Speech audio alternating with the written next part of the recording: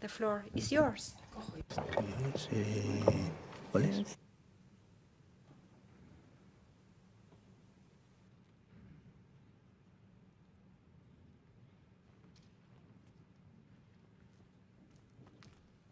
Muy bien, buenos días. Good morning, everyone. I can't see you very clearly because the light is shining full on my face, but hello anyway, I'm sure you're there. I am the head of the social service planning department in particular, and I'm going to be talking about a work that was carried out between the health department and the social services department over the last 4 years. As you know, many of you, Asturias is a region in the north of Spain. There's 1 million inhabitants live in the region, and I think we're a society which is quite similar to many other societies in the Western world.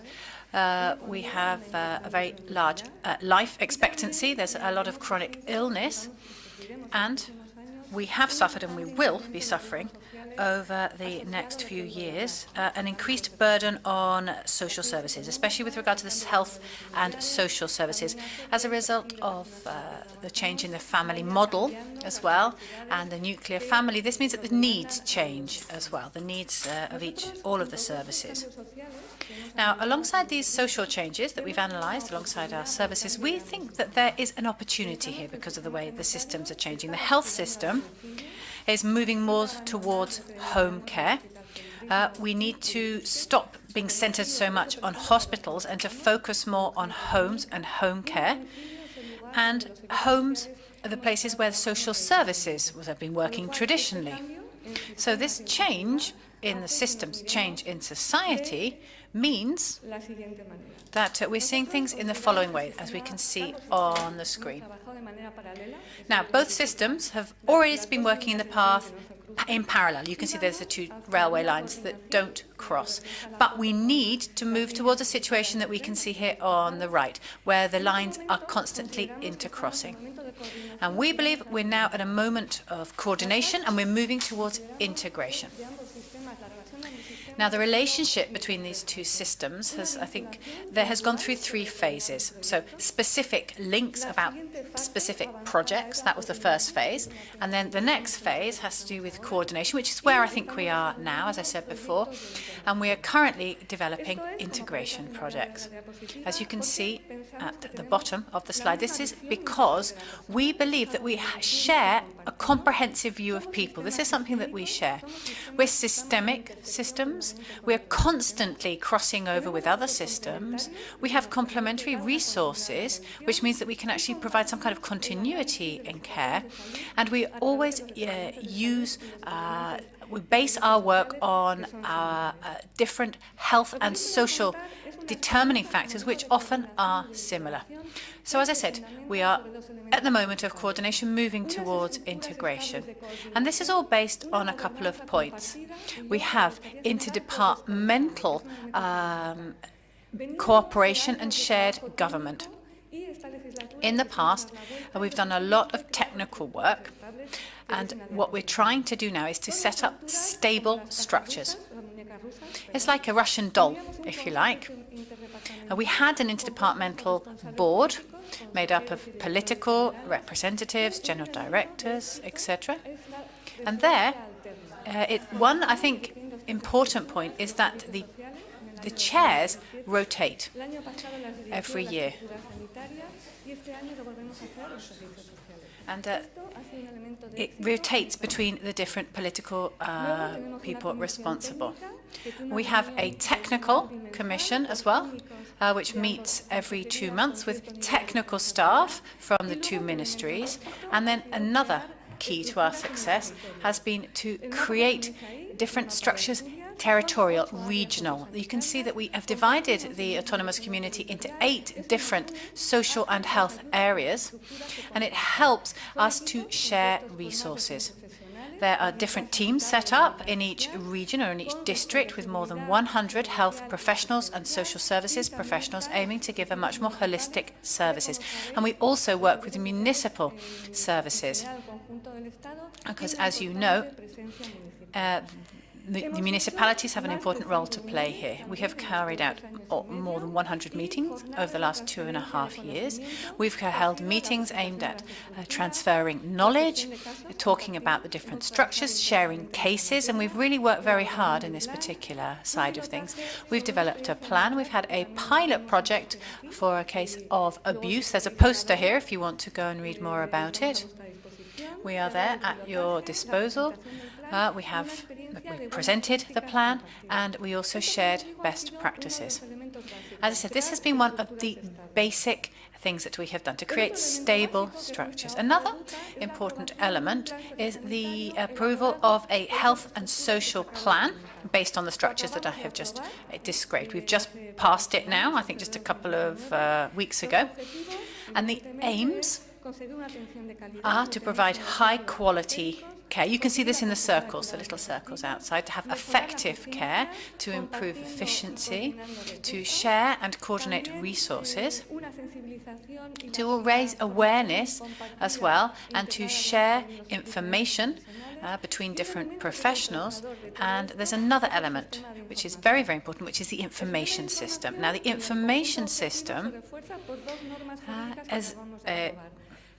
is based on two laws. The health law, which was passed last Friday, which talks about health and social coordination, and our Social Services Act, which establishes the shared information system. So we now have a legal framework.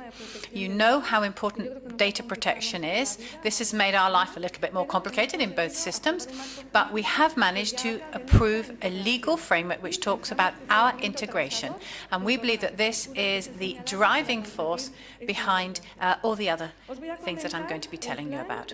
Now, let me tell you about the actual plan, the health and social plan. It has a number of different areas, but it's based on 5 strategic areas. The first is our actions with regard to target populations. We have identified 9 target populations. These are the populations that we really need to pay special attention to. The second area are information systems, because this is very important, as I described before. The third one is interinstitutional support between the 2 departments. The fourth is awareness raising and transfer of information. And then the 5th one is these different structures of the plan. Let me go through them one by one. Well, we have identified people who are fragile, those who are living in situations of dependency, serious or mental disorders, which I think is something that both systems have always been working with, those living in or in situations of exclusion, children who are very vulnerable from a social and mental health point of view, violence and abuse, end of life, people at the end, in the stage of their end of life, vulnerability with regards to oral health, which is very important, and neurodegenerative diseases, neuromuscular diseases, and some of them include which are considered as rare diseases. Now, there are 53 different actions. Most of them refer to this particular area, and we have older, fragile older people. We are on the verge of opening up a convalescence program. And so we have set up a special care home for people who do not need to be in a hospital, but they do need a time for convalescence, for recovery. So it's a recovery home, a convalescence home. They'll be there for maybe between 2 and 3 months, depending on what the different problems that they have. I'm not going to go into detail into each and every one of them. If you want more information, it's available on our website, but I would like to perhaps highlight some of the most important ones, because we have been working on this now very intensely for 2 years. So people with serious mental disorders, we've worked on coordinating our different care mechanisms and to coordinate the beds or the places we have in the different facilities offered by each department. People at risk of social exclusion, we're talking about homeless people, vulnerable children, we're talking about children with mental health problems, those who suffer abuse. Here we're talking about children and women as well, those who are at the end of their life. This is something that both departments have been working with very assiduously. People at risk of oral health and those with muscular degenerative and cognitive degenerative diseases. Now, the information system, I'm going to go speak even more quickly than I've been speaking until now, because I don't have much time. But here we have our information system. We're going to have both of the clinical records brought together, and we will be able to share parts of that. With regard to interinstitutional support, we're going to have the central acquisitions of drugs and different pharmaceutical items. Everything that has to do with blood tests, etc. All of this will be done in a coordinated manner. Professional awareness raising, disseminating the plan, lifelong learning, a shared ethical space for the health and social area, and as I said before, we've talked about some of the activities carried out in this field. What are the structures which support the plan? Well, these are the ones that we were talking about at the beginning. We have the interdepartmental board, and we have the committee of experts as well. And in order to actually implement the plan, we've set up a series of working groups about the different reports. There are many, many different reports, the shared reports, which made attention and care very, very difficult. And the design of devices for those aged over 50 years. This is a type of profile that not much attention has been paid to in the past. Greater coordination between the health and social services. And we also coordinate with OSAKIDETZA, which is the Basque Health Service. We have a training group, we have a penitentiary group for prisons, because we have a prison where we have a very, very important both health problems and social exclusion problems. We have a group on pharmacy, we have a group on residences or care homes, and a collaboration with the third sector.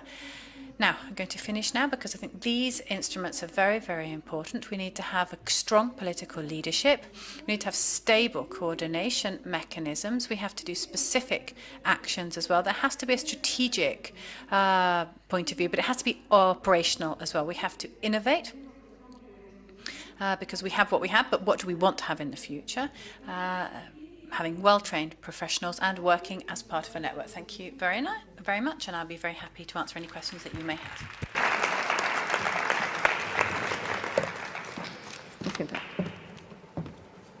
Muchísimas gracias. Thank you very much, Nerea. Thank you very much for that very fast presentation. We have a couple of moments for questions or comments, if anybody has anything that they'd like to say. Any questions from the floor? I can't see any hands raised. Yes, there is a hand raised. Thank you very much. Nerea, perhaps you'd like to come up here to the... Oh, no, you've been giving a hand mic. That's okay. This is a question for Nerea. In your plan, you were talking about your collaborators, and you mentioned the third sector.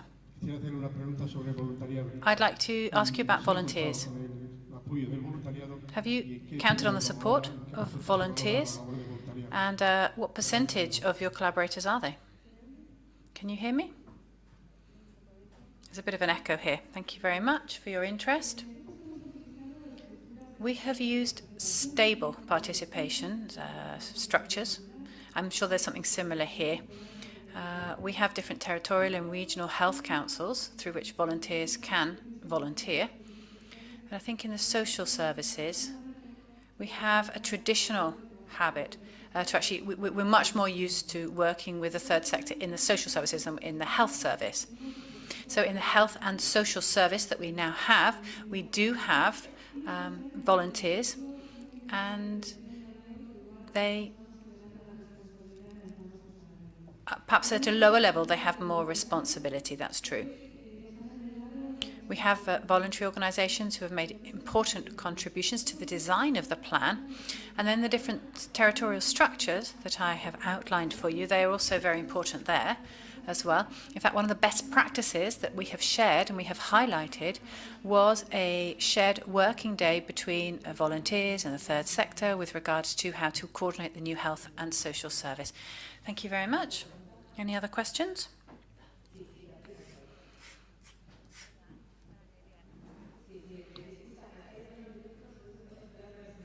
She was just starting to talk without the microphone, but she's just been asked to wait until the microphone arrives. Nerea, I would like to know, what type of communications channel do you use between the health area and the social area? And then in these meetings that you're holding with the health and social team, what issues do you discuss in those meetings? I'm sorry, could you introduce yourself and tell us where you're from so we know who you are? My name is Nerea, and I come from the Oshulibe organization. Well, the communication channel, as I said, we have monthly meetings. So we started out with a lot of enthusiasm. Many of the professionals already knew each other. So it was just formalized something which had been happening in an informal manner for many years. The communication channel mainly is the website. We have a community of learning to which all the practitioners have access to, and then a specific email address for each of the different teams.